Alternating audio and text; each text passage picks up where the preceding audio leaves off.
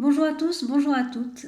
Aujourd'hui, nous nous retrouvons donc sur ma chaîne Ines Laine Medium dans le cadre d'une interview pour les enfants médiums ainsi que leurs familles. Aujourd'hui, j'accueille Christelle qui est maman d'une petite Priscilla qui a 6 ans. Bonjour Christelle.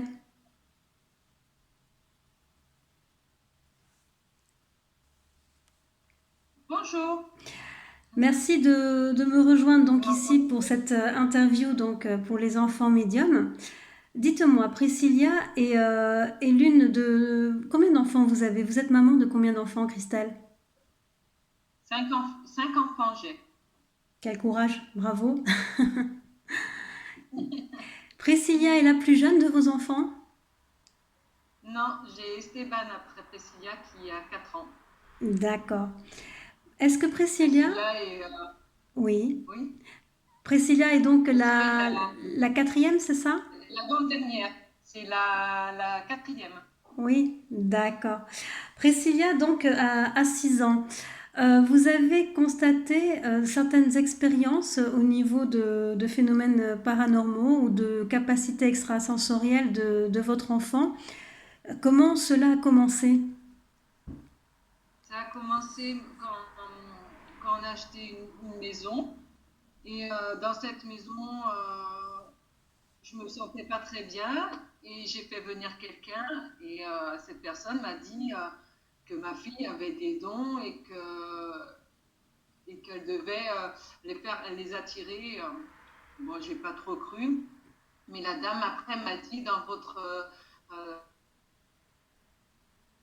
vous avez une famille, c'était un ancien grenier et il y a une famille avec des enfants et votre fille les voit et parle avec. Et le D'accord, lendemain matin, j'ai demandé à Priscilla si elle avait bien dormi. Puis elle m'a dit, ben, cette nuit, ils sont venus me demander de jouer avec eux, mais j'ai pas voulu parce que je suis fatiguée. Et j'ai pas compris, enfin, j'ai- j'arrivais pas à y croire parce que je lui en avais pas parlé, j'avais rien dit. Et elle me dit, mais si, il y a 4 filles et 2 garçons. Et elle me les a bien détaillés. Et elle me dit que toutes les nuits, il voulait jouer avec elle. Mais qu'elle, elle était trop fatiguée pour jouer avec. Voilà. Donc, et puis là, après, je lui dis, mais ils sont où? Ben là, tu les vois pas, ils sont à côté de... Et elle me dit, plus loin, il y a les parents qui sont vers la cheminée. Je dis, d'accord, ben non, je les vois pas, mais bon, voilà, ça a commencé comme ça, la toute première fois. elle avait quel âge, votre fille? 4 ans. D'accord. Au niveau des autres enfants, puisque vous êtes maman d'une famille nombreuse, est-ce que vos autres enfants ont présenté aussi des similitudes par rapport à des expériences extrasensorielles, paranormales? Donc, j'ai mon 24 ans. Et quand il avait à peu près le même âge, euh, il me parlait d'un ami imaginaire, puis je le voyais souvent parler, et moi je me suis dit, voilà, ça, c'est les enfants. Et Hmm. puis un jour, il dit à ma mère, Mamie, tu as pas une paire de chaussures pour mon copain qui est assis juste à côté de toi, parce que le pauvre, il est prému. Et une autre fois, il me dit, ben, papy, il est venu cette nuit, et il m'a dit de le suivre sur la route. Donc, je me suis un peu affolée, j'étais beaucoup plus jeune, et je comprenais pas trop, j'ai eu peur et dans le coup j'ai été voir quelqu'un, je pense que c'était un magnétiseur. Il a fait ça avec des barres en fer et il a fermé tout ce qui est les canaux quoi, hein. Mhm. Donc lui aujourd'hui bah, il ne veut plus croire en rien du coup, alors que sa femme me dit que quand elle a très mal au ventre ou quand sa petite se fait mal, et ben il pose ses mains et puis ça calme la douleur. Mais même ça il n'y croit pas, il dit que c'est voilà. Oui. Donc, Il avait quel j'ai âge pris lorsque vous avez fait fermer les canaux, donc tout ce qui est de l'ordre des moyens de bah, perception pour un médium, il avait quel âge? actuellement, à 5 ans. À D'accord. peu près, j'ai dû fermer vers 4 5 ans. J'ai pas laissé euh, j'ai pas laissé longtemps ouvert, quoi, en fait. Alors, Donc, et pour après, Priscilla, Anthony, non, m'a jamais rien dit. Pardon? et pour Priscilla, le fait d'avoir ce Comment? type pour Priscilla, le fait d'avoir ce type de témoignage, Est-ce que c'est quelque chose qui vous inquiète? Comment est-ce que vous le vivez en tant que maman? Et ben, alors, tout le contraire d'avec Dylan, là, j'ai pas du tout peur et je suis prête, quoi. Je sais pas pourquoi ça. Bon, c'est sûr que sur le moment, j'ai dû beaucoup chercher, j'ai dû. Voilà, je comprenais pas, donc il a fallu beaucoup enfin, j'ai dû beaucoup chercher à comprendre et puis maintenant je suis prête et voilà, on avance tous les jours, on découvre. Donc Oui, après j'ai aussi Stéphane bon Stéphane n'a que 4 ans mais il commence à me parler de ses copains imaginaires aussi. Voilà. d'accord, d'accord.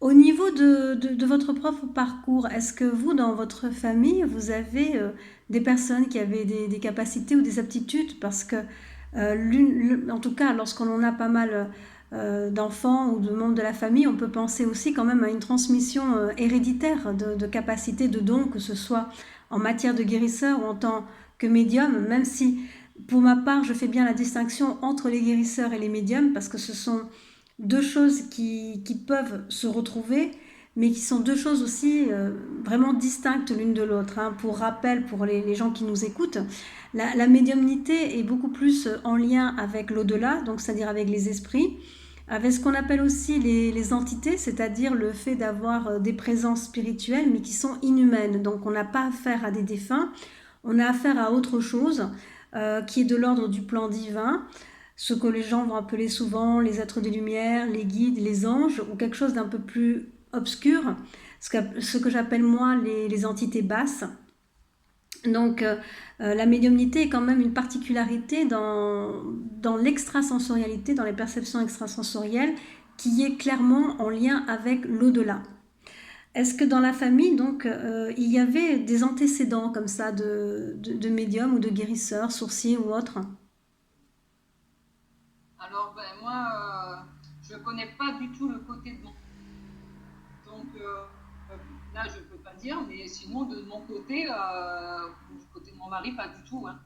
Alors, est-ce que ça vient du côté de mon père je ne sais pas. Je ne peux pas te dire. Parce que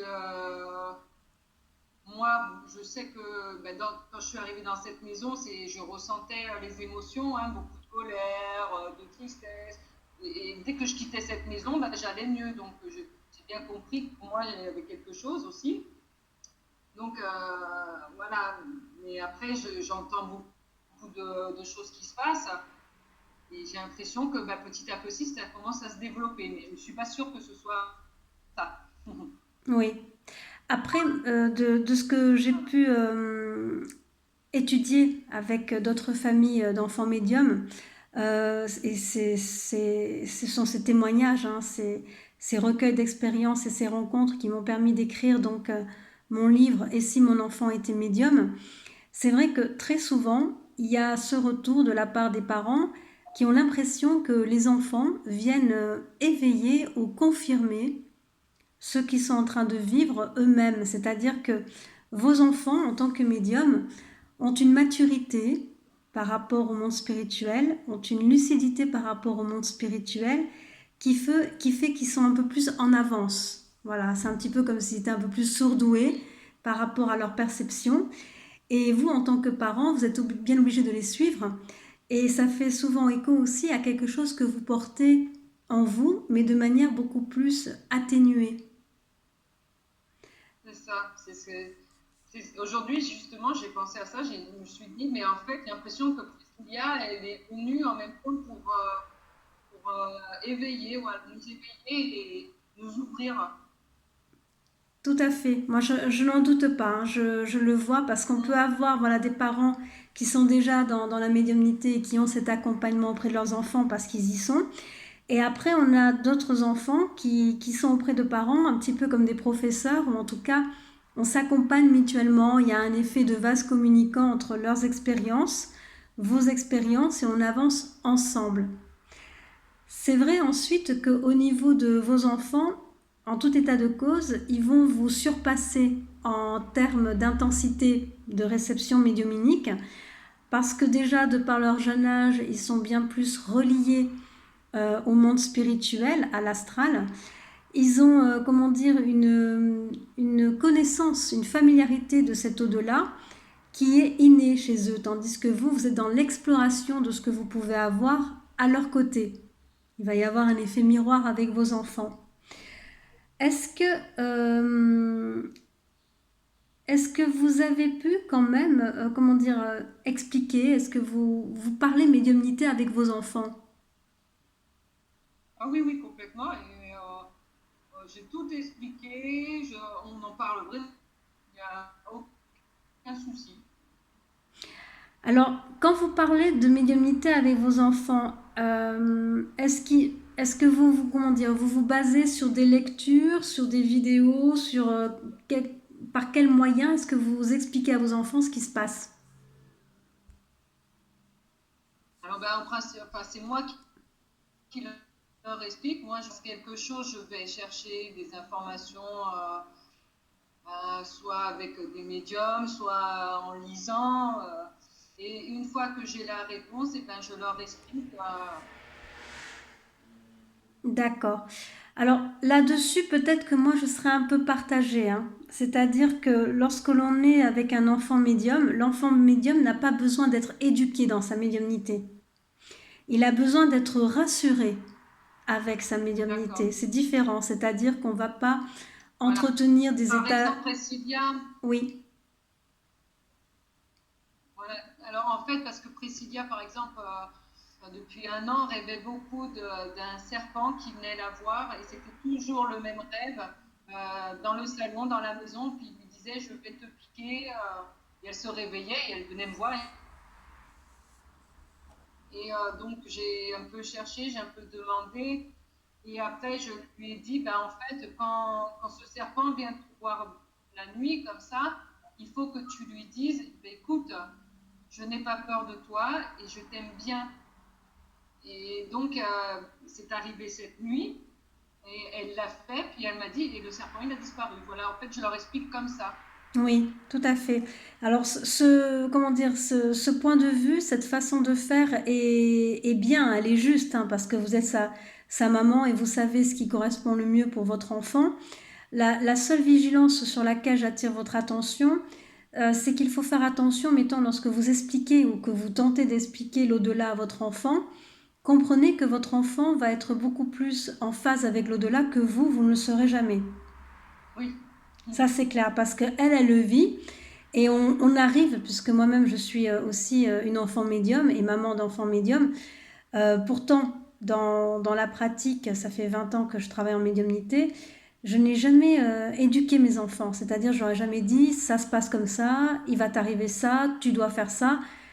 Non, à chaque fois j'ai attendu que mes enfants viennent me voir, viennent me trouver pour m'expliquer ce qui se passe Voilà. et essayer après de tempérer beaucoup leur peur, leur crainte, d'essayer d'apaiser un petit peu ces choses-là. Et en même temps, le fait de ne pas leur inculquer comme une sorte de manuel, voilà, peut-être me Non, semble-t-il, non. ça serait une erreur de la part des parents que de devoir éduquer leur enfant en disant, écoute, j'ai lu qu'on devait faire ça comme ça, donc tu dois faire comme ça. Et si l'enfant ne comprend pas, on risque de faire beaucoup plus de tort et de dégâts dans son propre développement en tant qu'enfant, surtout en tant que médium aussi, parce que lui arrive beaucoup, toujours, avec une connaissance qui est innée et qui va être beaucoup plus sage que tout ce que vous pourrez lui enseigner. Voilà, non, je fais comme vous dites, j'attends qu'elle m'en parle ou quand on parle, et puis à ce moment-là, je dis les choses. J'explique, mais seulement si eux m'en parlent. Sinon, Oui, je dis rien d'autre. Je ne oui. cherche pas plus. Non, mais ça, c'est très bien. C'est mieux. C'est mieux parce que des fois, à trop vouloir préparer le terrain, si je puis dire, on peut faire des gros dégâts. Voilà, c'est ça. Non, non, je cherche même pas. Je veux pas. Je veux rien leur dire parce que je veux que ça vienne d'eux en fait. Mhm.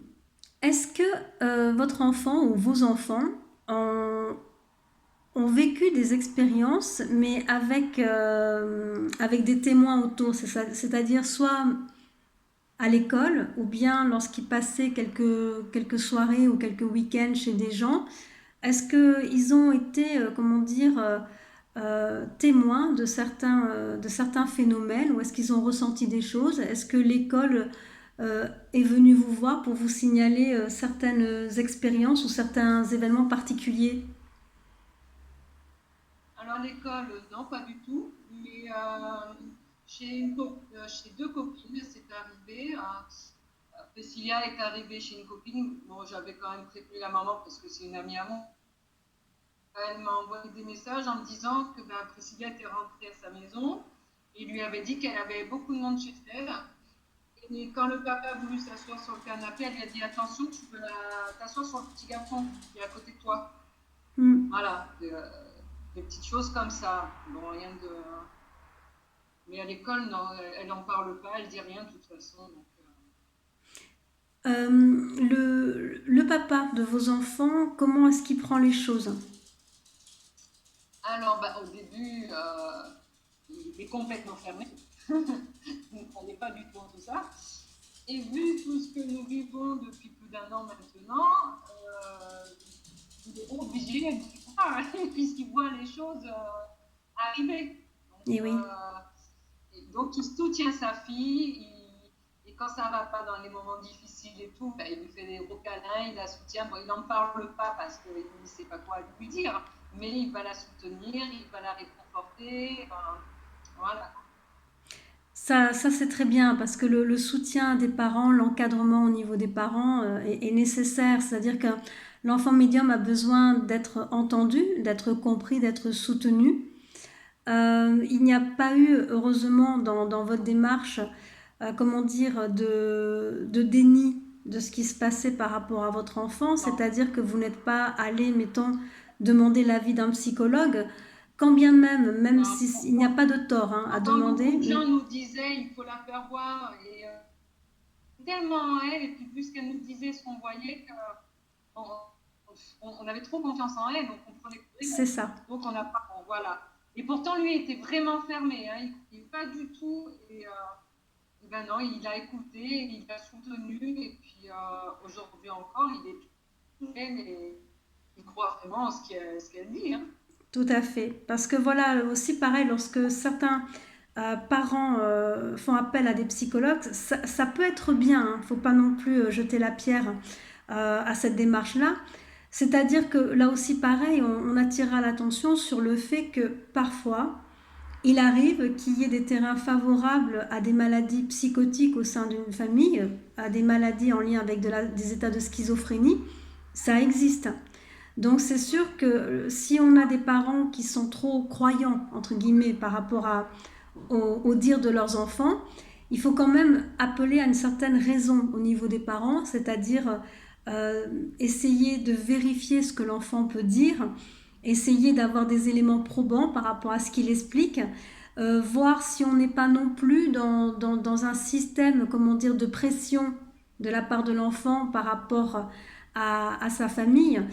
Je donne ces exemples-là pour les avoir vécus avec d'autres parents que j'ai pu rencontrer par le passé. C'est-à-dire que, mettons, parce que les enfants savaient que papa et maman s'intéressaient à ce monde-là, ils affabulaient énormément, ne serait-ce que pour dormir avec les parents et ainsi de suite. Également, il est arrivé aussi que je puisse accompagner des enfants qui au final souffraient, malgré leur jeune âge déjà, de troubles psychotiques, c'est-à-dire en lien avec des hallucinations auditives ou des hallucinations qui sont de l'ordre de la schizophrénie.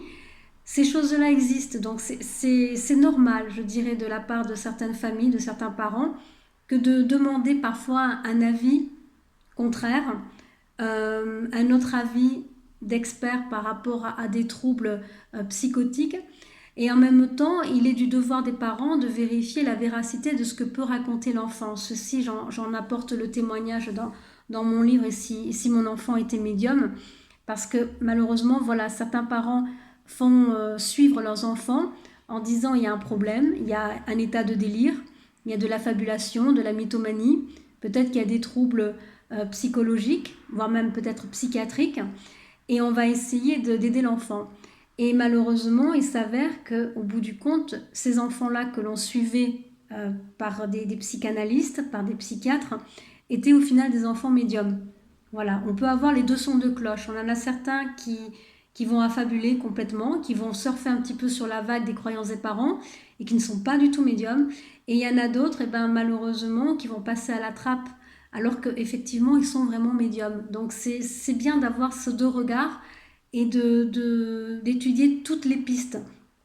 C'est pour cette raison que le fait d'être accompagné par un conjoint ou une compagne qui soit un peu plus rationnelle, ça pèse un petit peu dans la balance pour un équilibre, voilà, de ne pas, comment dire, de ne pas passer à la trappe par rapport à une maladie psychiatrique ou psychologique, et en même temps de tenir compte aussi de la parole de l'enfant et de voir la véracité, de faire un peu la part des choses entre le vrai et le faux. Euh, Est-ce que vous auriez souhaité apporter un autre témoignage? Moi, ce qui m'a interpellée dans ce que vous expliquiez, c'était le fait de bloquer ou de vouloir remédier à ces aptitudes en essayant de les fermer. Donc, pour votre fils aîné qui aujourd'hui a 24 ans, vous aviez fait appel à un magnétiseur. Est-ce que pour vos autres enfants, et notamment Priscilla, est-ce que vous avez eu recours ou eu l'envie de faire bloquer ces perceptions-là ou pas du tout? Alors, il faut dire que Priscilla a été quand même possédée pendant 5 mois, hein. Donc on a vécu quelque chose d'assez difficile pendant 5 mois. Et bon, on a réussi à tout calmer, enfin, tout enlever. Mhm. Mais après, je l'ai senti fatiguée, je l'ai senti vidée. Je me suis posé la question, mais je me suis dit, mais en fait, je n'ai pas le droit de prendre cette décision. Et quelque chose me disait, ne le fais pas. Surtout, ne le fais pas. Donc, j'ai demandé à Priscilla, je lui ai dit, voilà, est-ce que tu veux qu'on ferme tout et qu'on t'enlève tous ces dons, tu ne verras plus rien. Et Mm. elle m'a dit, non, maman, je ne veux pas. Tant que je peux, je ne veux pas. Voilà, elle ne voulait pas. Donc, bon, ben voilà, Voilà, on a tout à continué, fait. on continue toujours. Voilà, Mais donc je lui ai demandé à elle ce qu'elle voulait parce que j'avais un peu peur qu'elle soit fatiguée, qu'elle en ait marre. Et en fait, non, elle ne veut surtout pas. Et pendant quelques temps, rien, et ben, elle est un peu, je vois qu'elle cherche, elle panique un peu, quoi. Elle se sent, je sais pas, elle se sent un peu vide, j'ai l'impression, quand qu'elle voit personne. C'est, mm. voilà, je sais pas, c'est bizarre. Alors, pour tout ceci, pour tous les témoignages dont vous m'avez fait part et dont vous avez fait part aussi les auditeurs de ma chaîne YouTube, je vous remercie beaucoup pour votre contribution. Et j'espère donc, comme vous faites partie également d'un groupe comme ça d'accompagnement aux parents d'enfants médiums que je tiens, j'espère vraiment que cette communauté, que les échanges d'expériences et les autres témoignages pourront vous aider à aider Priscilla. Et j'espère pouvoir vous accompagner encore quelques temps avec tous les conseils, vous rassurer également parce qu'il est nécessaire que l'on rassure les parents par rapport à la médiumnité de leur enfant et le fait d'accompagner au mieux votre fille. Je vous remercie Je beaucoup vous Christelle, remercie, c'est gentil. mais c'est moi qui vous remercie Christelle pour votre temps. Merci, au revoir. Merci encore. Merci. Au revoir. Merci, au revoir. Merci à tous donc d'avoir suivi cette interview de Christelle pour la petite Priscilla. On se retrouve d'ici quelques temps pour de nouvelles vidéos en lien avec la médiumnité des enfants et l'accompagnement au niveau des parents pour d'autres témoignages et d'autres conseils. À très bientôt. Au revoir.